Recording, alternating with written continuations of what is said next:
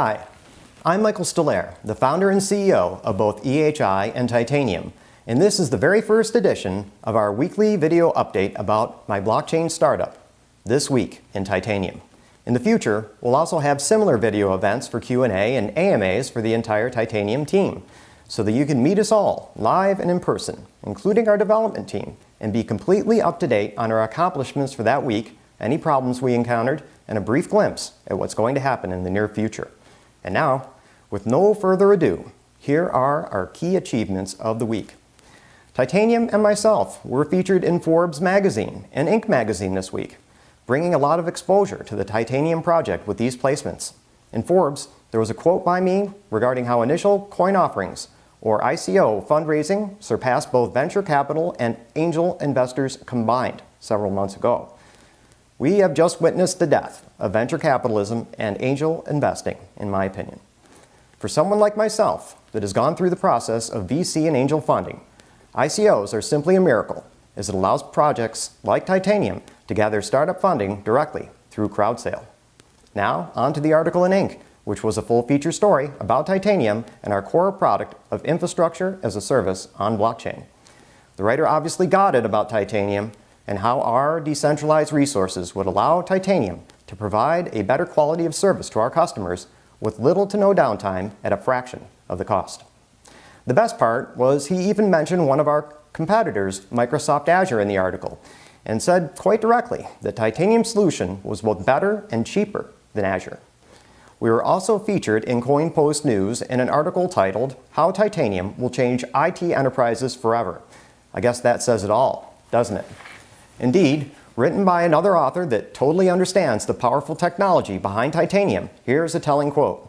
"Titanium is a company that is looking to revolutionize the internet and make it more efficient than ever before, while also creating an internet infrastructure that cannot be controlled or destroyed by anyone and is completely open for everyone." They're hoping to usher in the future with a fully integrated and interconnected global network of devices, which is a huge modernization of the way things currently are. It would prevent any large outage or data breach, with the entire network never being able to be harmed or experience a failure, with only select nodes being impacted. Their team is led by CEO Michael Stolaire, who is well versed in this industry. In fact, he also formed another technology company, EHI, in 1999, which is a consulting agency specializing in enterprise management, which is still thriving under Stolaire. In addition to him, the team features a collective 200+ years of experience in a number of different industries, including technology, marketing, security, development, and more. EHI is also the sister company of Titanium, which is a great sign, as Titanium will inherit the clientele of the trusted and respected EHI. In conclusion, it's about time there's a radical change and improvement in IT enterprises, and Titanium wants to be the company to make that change. They're looking to provide a wide variety of different services that will bring the infrastructure of the internet into the 21st century and make it more secure, more efficient, and more advanced than ever before. Exactly. And we're inexpensive. That's it for media exposure this week. Don't worry, more interviews with me and articles about Titanium are going to be published in Entrepreneur, Fortune, the Los Angeles Times, the New York Times, Huffington Post, TechCrunch, and more. Now, let's talk about some key changes in Team Titanium this week. Bringing on board an entire team that specializes in advertisement and marketing, which led the path to several successful ICOs that raised over $100 million, our core marketing team expanded triple in size, and so did our Telegram channel. Believe me, this is not a coincidence. Our core marketing team is now laser focused on making Titanium's ICO a smashing success, and there is no doubt in my mind that we will achieve just that. This same team brought in other trusted resources that they used in the past, and the result was the acquisition of an excellent bounty manager resource and a completely redesigned Bitcoin Talk announcement thread. The official Titanium announcement thread looks spectacular, and it's filled to the rim with both excellent information and stellar graphics, so my sincere thanks to everyone in the social media team and core marketing team for doing such a wonderful job this week. I never seem to find the time to thank them for what they do week in and week out, working 7 days a week and over 10 hours every day. So I'm finding the time right now to tell them they're appreciated more than they might think possible. Now, let's get up to date on our fundraising efforts. The titanium presale results allowed us to blow through 50% of our soft cap and beyond at close to $700,000 raised thus far in the titanium presale. At this rate, it's a matter of if, not when, we will eclipse our soft cap of $1 million, and titanium is officially launched as a company. We also started a new promotion as of yesterday. Anyone purchasing at least 100 titanium bars will receive an official titanium t-shirt, and anybody purchasing at least 1,000 titanium bars will receive a titanium gearbox, which will include an official titanium t-shirt, baseball cap, stickers, 2018 calendar, coffee mug, drink coasters, jigsaw puzzle, and more. In the events department, there is a local Los Angeles investors group that I've been invited to attend later this month. I was just contacted yesterday, so the details are still being finalized, but as soon as I know more, you will. I've also been invited to go to a high-end blockchain conference event in Dubai.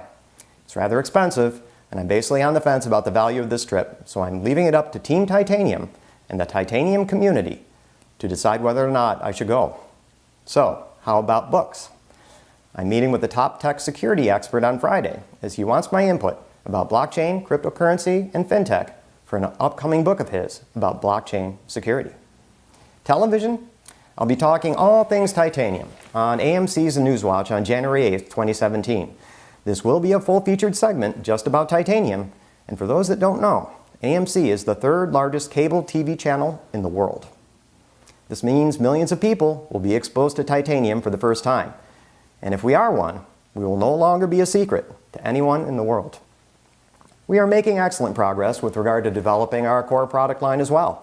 The development team has announced this week that they have had a great success with the Titanium Infrastructure as a Service product regarding Ethereum smart contract interweaving, allowing us to virtualize infrastructure equipment like desktops, servers, routers, switches, and more. We're right on track to deliver a mock-up of our UI soon as well, and on target for our Infrastructure as a Service core product launch in Q1 2018.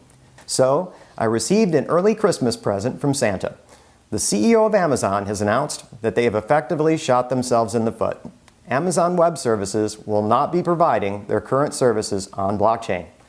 I believe history will reflect on this decision and see it as one of the worst strategic mistakes ever made by a technology leader.